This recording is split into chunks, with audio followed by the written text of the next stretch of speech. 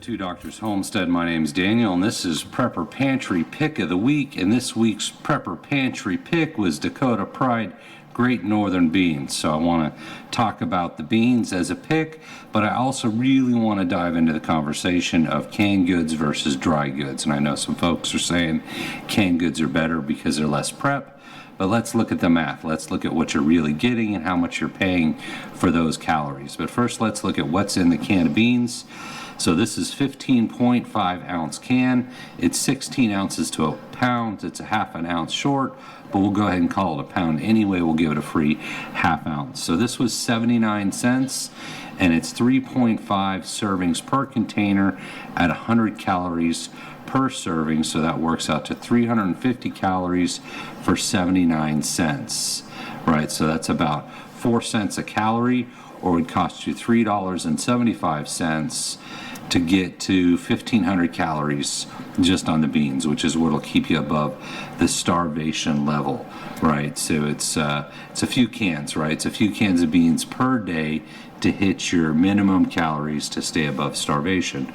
One thing I did want to point out on the can, and this is pretty standard for canned goods, but this can of beans has 480 milligrams of sodium per serving, which is 21% of your daily allowance. So if you were going to eat enough beans to avoid starvation, enough cans of beans, which is multiple cans of beans, you would have to, you'd be eating 6,300 milligrams of sodium per day, which is about 3 times the recommended amount, and way more than you'd want if you're on any kind of heart condition, any problem consuming large amounts of salts.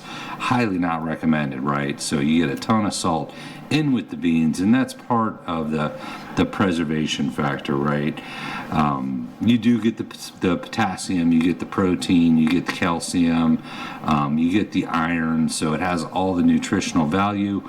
It seems to have a little less fiber for some reason, the canned beans versus the dry. These are also same brand, Dakota Great Northern Beans. I'm comparing it to the dry beans.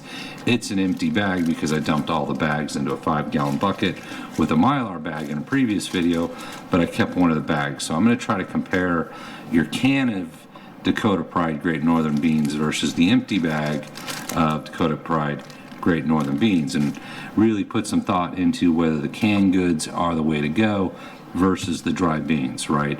As we know, canned goods, you just open the can, you eat it, you're good to go. You can heat it, you cannot heat it, right? So that's the advantage. It's about the only advantage of the can versus the dry, is it's already ready to eat. There's no prep, right? You might want to warm it up. I would if I could, but if you can't, you can just eat it right out of the can, right? You can talk about shelf life. Some people say 2 to 5 years shelf life on canned goods. Some people say indefinite shelf life on canned goods as long as it's stored properly. Not going to get into that debate. We can consider it indefinite if we want, compared to the dry beans, right? And the dry beans also, if stored properly, can go 20, 30 years, or indefinite if you want. If they don't make it 30 years, look me up and say you owe me a can of beans, it didn't make it, right? So shelf life is, we'll call it comparable to dry. So where does it break away, right? Where would I say go buy your dry beans? Sure, canned goods are important, right? And we might get into that a little bit on another video or on this video, right? You want, in your prepper pantry, you want quick and easy, but then you also want bulk, long-term bulk, affordable, right? You can say this is long-term too. This is quick and easy, but is it affordable? Right, so let's jump back into the dry beans. So the dry beans are 93 cents a pound for the Great Northern Beans. So we're talking same brand, same bean, different packaging, right? This is canned, this is dry. So these were 93 cents a pound. We know this can was 79 cents. We're calling it a pound. But you get 5 times more calories per pound in the dry beans.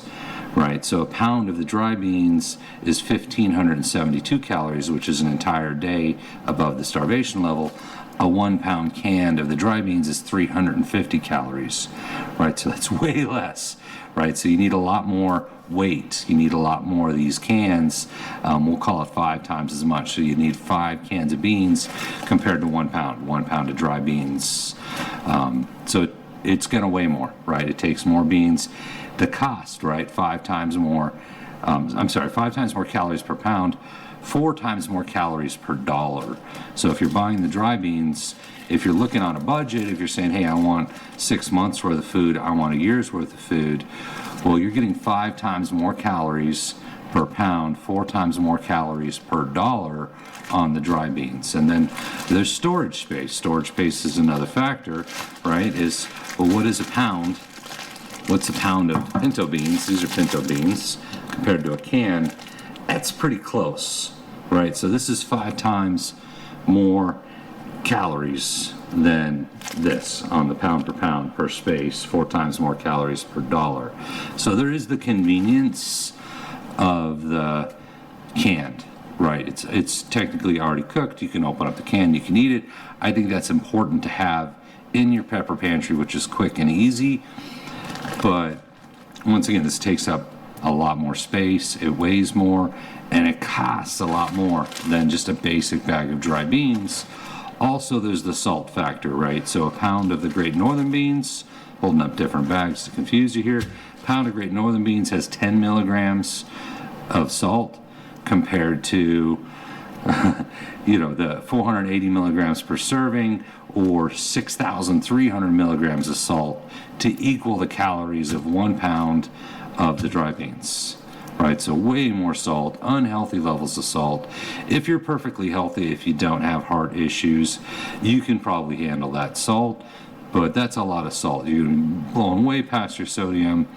You talk about, hey, it takes a lot of water to prepare the beans. Well, if you're consuming that much salt, you're probably going to need a lot of water too.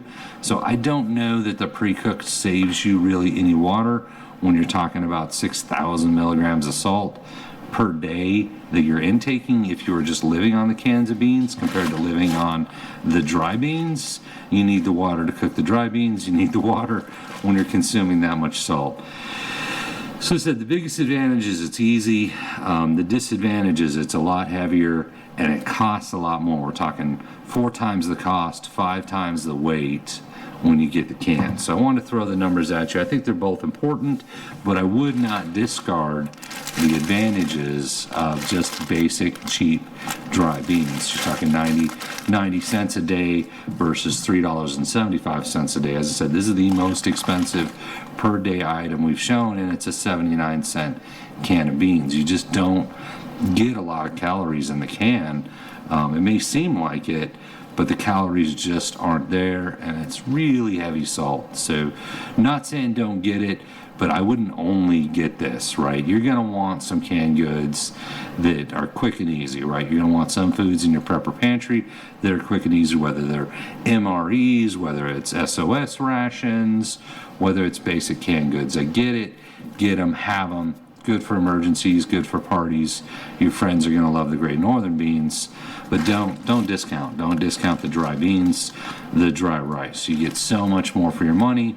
And storage, right? Once again, this is 5 times more calories, and we're talking pretty close on space. So if you have storage space limitations, which we all do, if you've got budget limitations, which we all do, the dry beans are going to get you there a lot faster than the canned goods. So thank you for watching, and we appreciate you.